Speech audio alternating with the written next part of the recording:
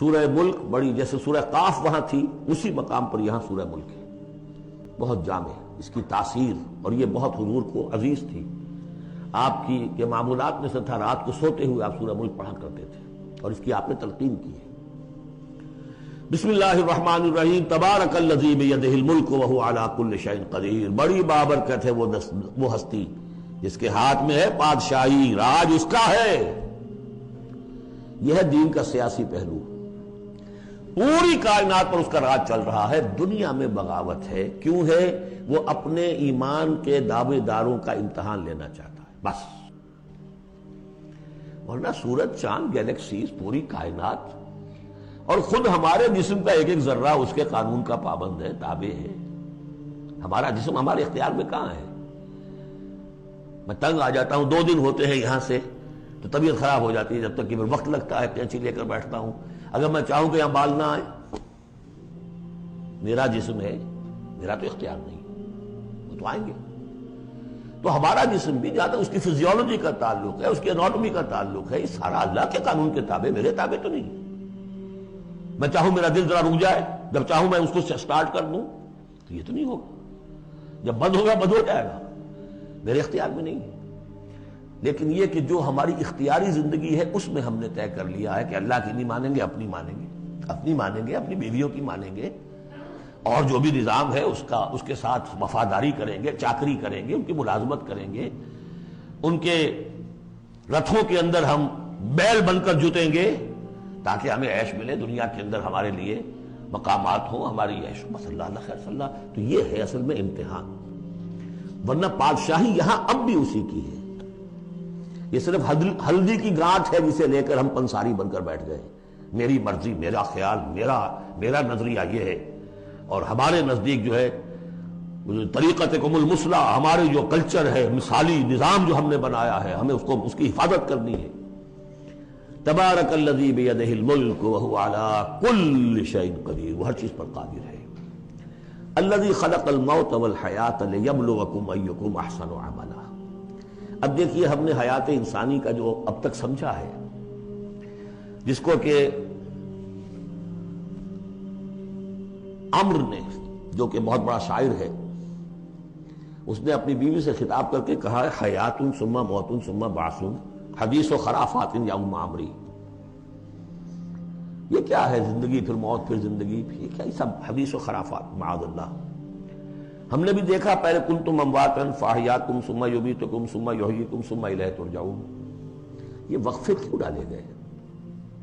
یہ موت کا وقفہ کیوں ڈال کر زندگی کا ایک حصہ نکال دیا علیحدہ؟ 30 40 50 60 سال یہ دنیا کی زندگی، پھر موت کا وقفہ۔ موت ایک زندگی کا وقفہ ہے، یعنی آگے بڑھیں گے دم لے کر۔ کیوں؟ اس کی حکمت بتائی جو ہم پڑھائیں سورہ واقعہ میں، قدرنا بینکم الموت، تمہاری ہی زندگی کا تسلسل ہے جس میں ہم نے ایک وقفہ موت کا ڈال دیا ہے۔ کیوں ڈالا ہے؟ خلق الموت والحیاۃ لیبلوکم ایکم احسن عملا۔ یہ جو چنک علیحدہ کیا ہے یہ اس لیے کہ تمہاری آزمائش ہو، امتحان ہو، تمہیں جانچا جائے۔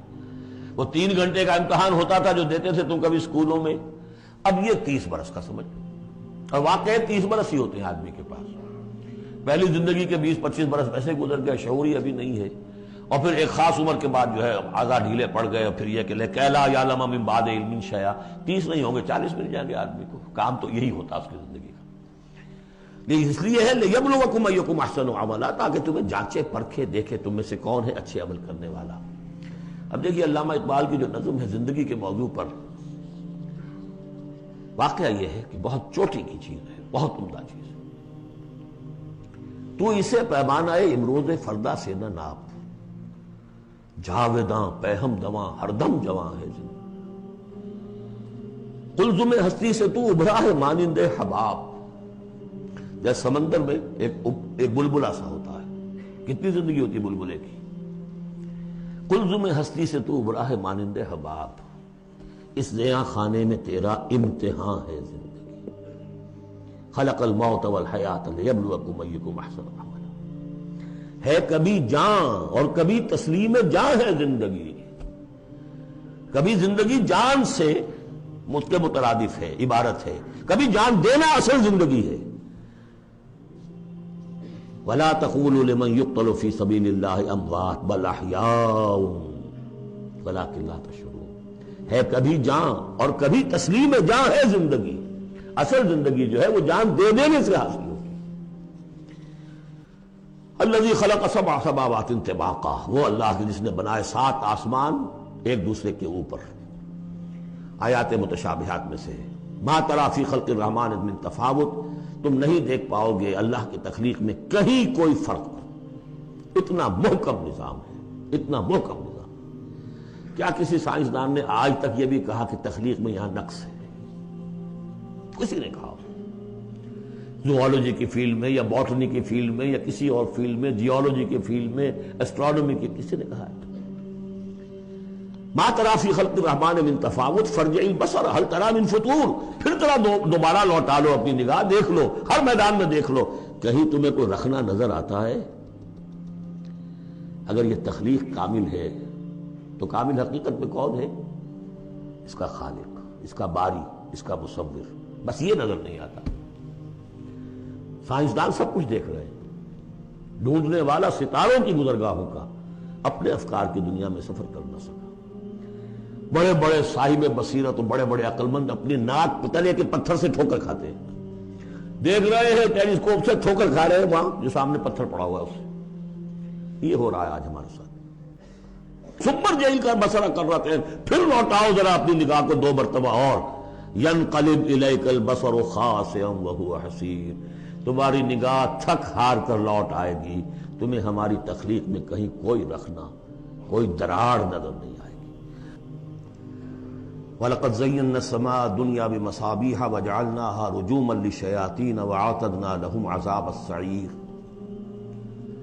اور ہم نے سب سے قریبی آسمان کو سجا دیا ہے چراغوں سے، یعنی زمین سے جو قریب ترین آسمان ہے، پہلا آسمان، اور ان چراغوں کو ہم نے بنا دیا ہے رجوما للشیاطین. شیاطین جن جو ہیں وہ جو کوشش کرتے ہیں اس سے باہر نکل کر، اور وہ چاہتے ہیں کہ کچھ خبریں جو ہیں وہ فرشتوں سے چرا کر لے آئیں، تو ان کو کھدیڑنے کے لیے، ان کو اوپر سنگ باری کے لیے ہم نے یہ میزائلز رکھے ہوئے ہیں.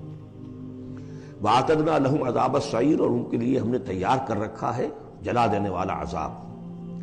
وَلِلَّذِينَ كَفَرُوا بِرَبِّهِمْ، اور جو لوگ اللہ کا، اپنے رب کا کفر کریں، چاہے وہ انسان ہو چاہے جنات ہو، ان کے لیے ہے عذاب جہنم، جہنم کا عذاب. وَبِئْسَ الْمَصِيرُ، اور وہ بہت ہی برا ٹھکانہ ہے. اذا القوا فيها سمعوا لها شهيقا وهي تفور، جب وہ اس میں جھونکے جائیں گے تو سنیں گے کہ وہ دھاڑ رہی ہوگی، اچھل کود رہی ہوگی، اس کا جوش و خروش ہوگا. جو سورہ قاف میں ہم نے پڑھا تھا کہ ہم اس سے پوچھیں گے هل امتلأت وتقول هل من مزید، وہ اور چاہے گی. جیسے کوئی بھوکا بھیڑیا ہو یا بھوکا شیر ہو اور اس کے آگے کوئی شکار ڈالا جائے تو جس طریقے سے وہ اس پر غرا کر آئے گا، تکاد تمیز من الغیظ، قریب ہوگا کہ وہ اپنے غصے سے پھٹ جائے. کلما القی فیہا فوج، جب کبھی بھی اس میں ایک فوج ڈالی جائے گی، یعنی یہ کہ ایک قوم کے بعد دوسری، دوسری کے بعد تیسری، وہ تو ہو رہا ہے. وہم یوزعون، ان کے درجہ بندی کی جائے گی، قوموں کا علیحدہ علیحدہ حساب ہوگا. سألہم خزنتها، تو جو جہنم کے داروغہ ہیں وہ ان سے کہیں گے الم یاتکم نذیر، کیا آپ کے پاس کوئی خبردار کرنے والے نہیں آیا؟ قالوا بلا، وہ کہیں گے آیا تھا، کیوں نہیں؟ قد جاءنا نذیر، ہمارے پاس خبردار کرنے والا آیا. فکذبنا، ہم نے انہیں جھٹلا دیا تھا. وقلنا ما نزل اللہ من شیء، اور ہم نے کہا کوئی شے نہیں اتاری اللہ نے، یہ تم خام خواہ کہہ رہے ہو کہ تم پر کوئی قرآن اترا ہے یا تورات اتری ہے. ان انتم الا فی ضلال کبیر، ہم نے اس سے بھی بڑھ کر کہا کہ تم تو خود کسی گمراہی میں ہو، کھلی گمراہی میں مبتلا ہو گئے ہو، تمہیں کوئی آسیب آ گیا ہے یا کچھ اور ہو گیا ہے. وقالوا لو كنا نسمع او نعقل، اور انہوں نے کہا یا وہ کہیں گے کہ اگر ہم سنتے اور سوچتے، غور کرتے، عقل سے کام لیتے، ما كنا فی اصحاب السعیر، تو ہم نہ ہوتے اس جہنم والوں میں سے. فاعترفوا بذنبهم، پس انہوں نے اپنے اصل گناہ کا اعتراف کر لیا. یہ بہت اہم مقام ہے.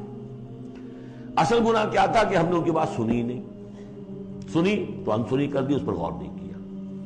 اس لیے کہ ہم یہ آج پڑھ چکے ہیں ان السمع والبصر والفؤاد کل اولئک کان عنہ مسئولا.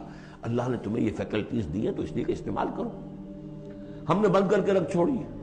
ہماری ریت ہے، ہماری آباء و اجداد کی رسمیں ہیں، ہماری برادری کے یہ رواج ہیں، ہم اتنے عرصے سے ایک جماعت میں ہیں، اس جماعت کا یہ چلن ہے، جو بھی ہے اس فرقے میں ہے، اس فرقے کا یہ معاملہ ہے، یہ ساری چیزیں جو ہے کہ نہ سوچنا، نہ غور کرنا، نہ سننا۔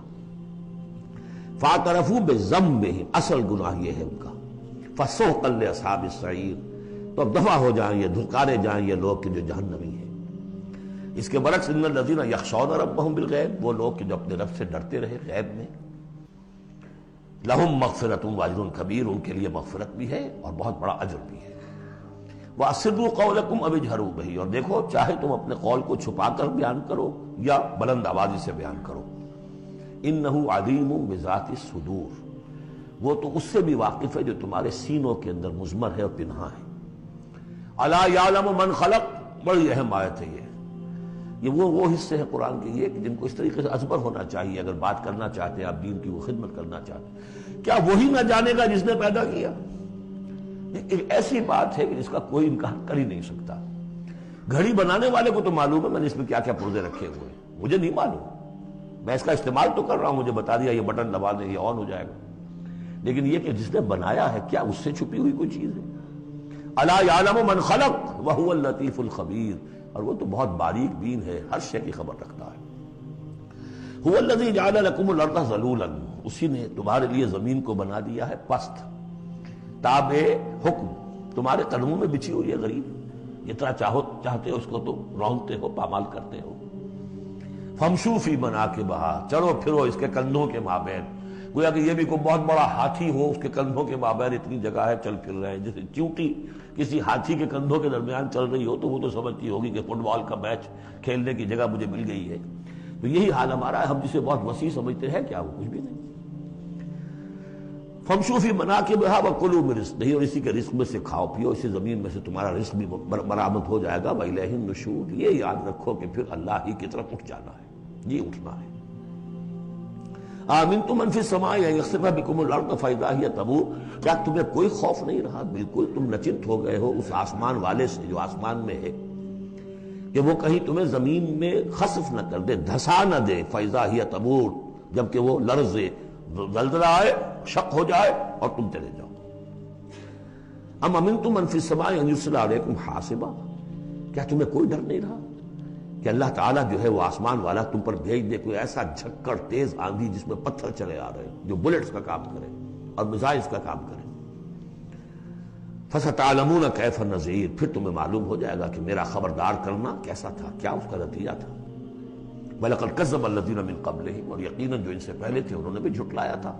فَكَيْفَ كَانَ نَكِيرٌ، تو کیسا ہوا میرا ان کو پکڑنا اور میرا عذاب۔ اَوَلَمْ يَرَوْا إِلَى الطَّيْرِ فَوْقَهُمْ، کیا یہ دیکھتے نہیں پرندوں کو جو ان کے اوپر ہیں؟ صَافَّاتٍ وَيَقْبِضْنَ، کبھی انہوں نے اپنے پر پھیلائے ہوتے ہیں، کبھی ان کو سکیڑ لیتے ہیں۔ مَا يُمْسِكُهُنَّ إِلَّا الرَّحْمَٰنُ، نہیں روکے ہوئے انہیں اس فضا کے اندر مگر رحمان۔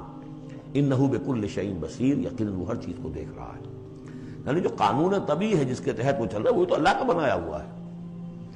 امن هذا الذي هو جند لكم ينصركم من دون الرحمن، بھلا وہ کون ہے جو تمہارا لشکر بن جائے اور تمہاری مدد کرے رحمان کے مقابلے میں؟ ان الکافرون الا فی غرور، نہیں ہے یہ کافر مگر دھوکے میں آ گئے، بہکاوے میں آ گئے۔ امن هذا الذي يرزقكم من امسك رزقا، پھر بھلا کون ہے وہ جو تمہیں رزق دے سکے اگر اللہ اپنے رزق کے خزانوں کو روک لے؟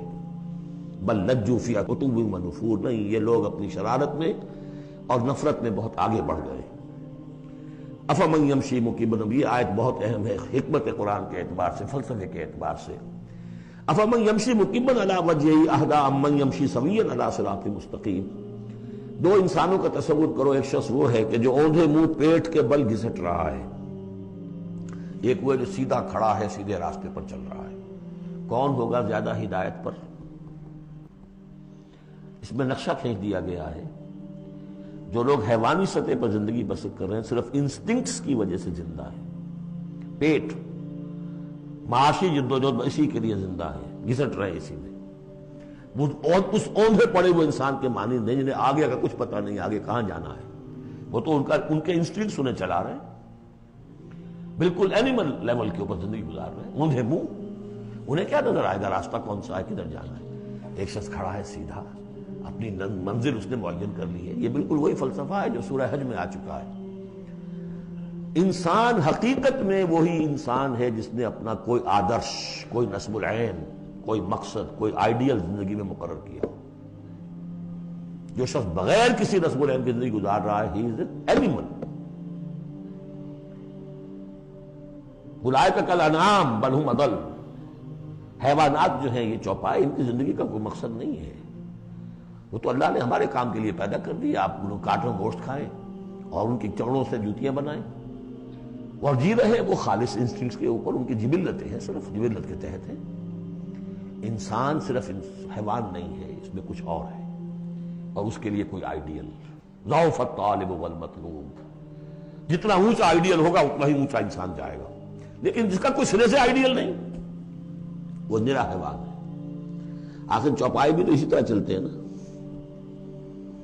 افمن یمشی مکبا علی وجہہ اہدی امن یمشی سویا علی صراط مستقیم، سیدھا راستہ اور اس کی منزل معین ہے، مجھے ادھر جانا ہے۔ دنیا میں ہماری منزل اقامت دین، حقیقت میں زندگی کی منزل آخرت، رضائے الہی کا حصول۔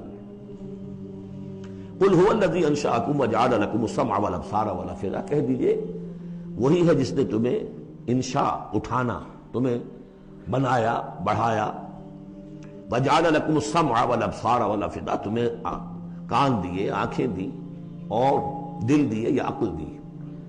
عام طور پر قرآن میں سمع پہلے کیوں آتا ہے اور بصار بعد میں کیوں آتا ہے؟ انسانی علم کا جب آپ جائزہ لیں گے تو اس میں پہلا حصہ ہوتا ہے جو پہلی نسلوں نے علم حاصل کیا ہوا ہے، اس کو آپ اخذ کرتے ہیں اپنی سماعت سے۔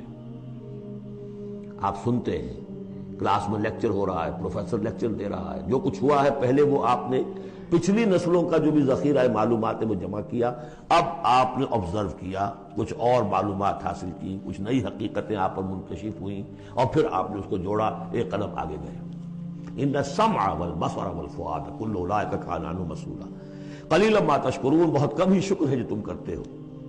قل هو الذی ذرأکم فی الارض والیہ تحشرون، کہہ دیجئے اسی نے تمہیں پھیلا دیا ہے زمین میں اور اسی کی طرف تم اکٹھے کر دیے جاؤ گے، جمع کر دیے جاؤ گے۔ وَيَقُولُونَ مَتَىٰ هَٰذَا الْوَعْدُ إِن كُنتُمْ صَادِقِينَ، وہ کہتے کب ہوگا یہ وعدہ، کب پورا ہوگا، اگر تم سچے ہو تو بتاؤ۔ قُلْ إِنَّمَا الْعِلْمُ عِندَ اللَّهِ، کہہ دیجئے کہ اس کا علم اللہ کے پاس ہے۔ آخرت کب آئے گی؟ وَاللَّهُ عِندَهُ عِلْمُ السَّاعَةِ، اللہ ہی کے پاس اس کا علم ہے۔ وَإِنَّمَا أَنَا نَذِيرٌ مُّبِينٌ، اور میں تو بس صرف ایک واضح اور صاف صاف ڈرا دینے والا ہوں، اس کے سوا میری ذمہ داری کوئی نہیں۔ فَلَمَّا رَأَوْهُ زُلْفَةً، پھر جب وہ دیکھیں گے اس کو، قریب آ گئی، سیئت وجوہ الذین کفروا، تو ان کے چہروں کے حلیے بگڑ جائیں گے، برے ہو جائیں گے ان کے چہرے، ان کافروں کے۔ وقیل ھذا الذی کنتم بہ تدعون، اور کہا جائے گا یہ ہے وہ جس کو تم مطالبہ کرتے تھے کہ لاؤ اور لے آؤ جلدی سے۔